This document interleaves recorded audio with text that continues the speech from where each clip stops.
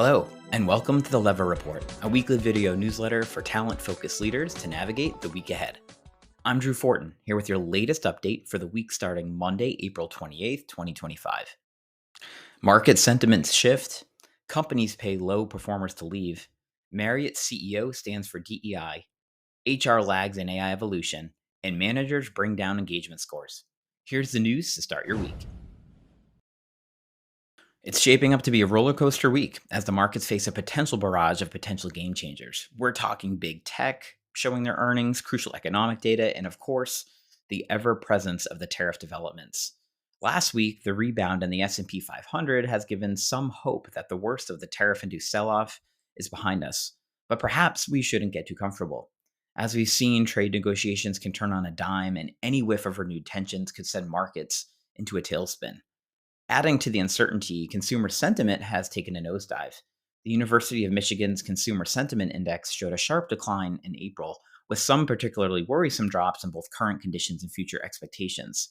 This is a key indicator, and it adds another layer of complexity to the market outlook. On the earnings front this week, we'll see reports coming in from Apple, Microsoft, Amazon, and Meta. These tech giants, which have been market darlings for the past few years, have stumbled a bit this year, so all eyes will be on their performance and outlook. And let's not forget the economic data. This is a big week. We'll be getting updates on GDP growth, inflation, and the jobs report. The jobs report in particular, we're all paying attention to, as folks are trying to gauge the strength of the consumer and whether those troubling consumer sentiment surveys are actually signaling broader economic weakness. So let's stay focused. It's going to be a wild ride this week. Microsoft is reportedly offering low-performing employees a choice: voluntarily leave with 16 weeks of pay or risk being placed on a performance improvement plan, according to a report by Business Insider. This move is part of a broader trend in the tech industry where companies are becoming more direct in addressing performance issues, as also seen with Meta and Amazon. Microsoft's new performance management system includes clear expectations and a timeline for improvement, but also provides this alternative exit option. Employees who choose a separation agreement have 5 days to decide, and those who opt for a PIP forfeit their right to a payout later. Fast Company's Pavitra Mohan notes that this trend raises questions about fairness and the potential for bias in performance evaluations. This strategy signals a significant shift in how tech leaders are handling underperformance. It's a high-stakes game. Leaders must balance the need to boost productivity with the importance of maintaining trust and morale. They need to ensure performance management processes are transparent and equitable, focusing on development as much as on weeding out low performance. Ultimately, this approach, while potentially efficient, demands a very high degree of procedural justice to be seen as fair. Marriott International, known for its strong company culture and high employee endorsement, recently faced a challenge when new policies created uncertainty around diversity, equity, and inclusion initiatives. In a response, CEO Anthony Capuano reaffirmed the company's commitment to welcoming all and creating opportunities for all, emphasizing that these fundamental values would not change.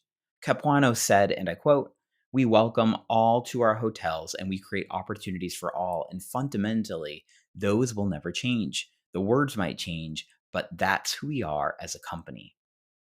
This news comes as the Pew Research Center released data last week that shows 53% of Americans disapprove of the Trump administration's actions to end federal DEI programs.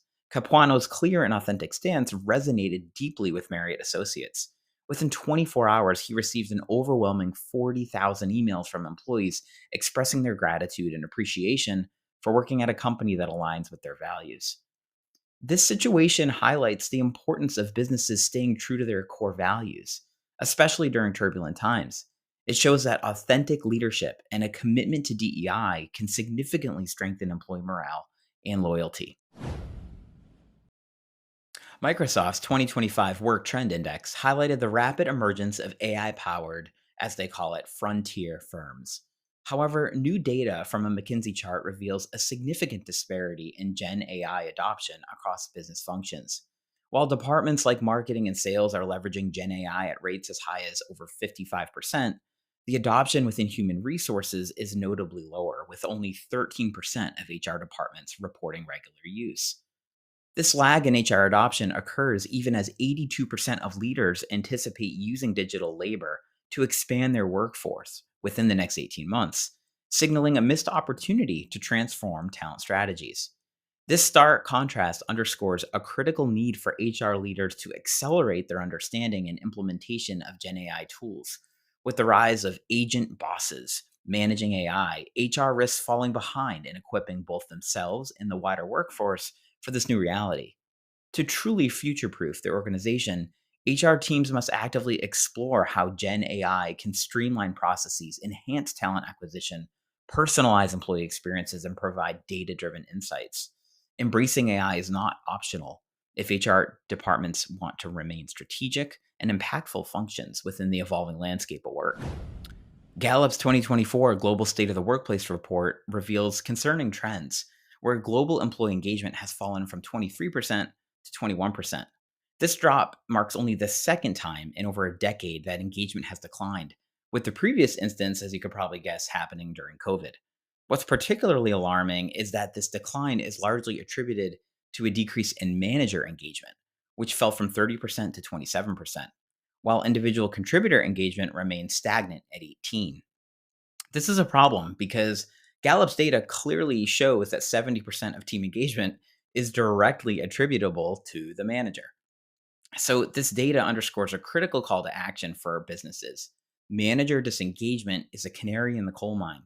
It directly impacts team engagement, productivity, and ultimately business performance.